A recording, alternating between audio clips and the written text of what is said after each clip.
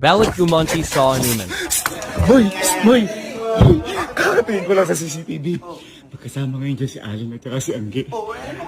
Ay, Diyos ko naman kay... Boy, di ba nga kahapon? Nag-inuman tayo. Pero ako, na-perwisyo ako.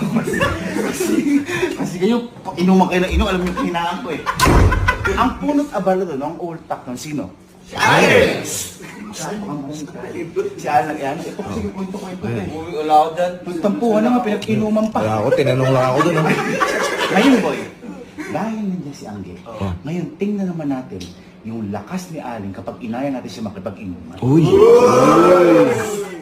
Ano naman ang problema, ha? Isa lagi naman akong problema. At saka boy, naalala yung milk tea, ito. Ako, napakasusilera mo kasi. Yan yun.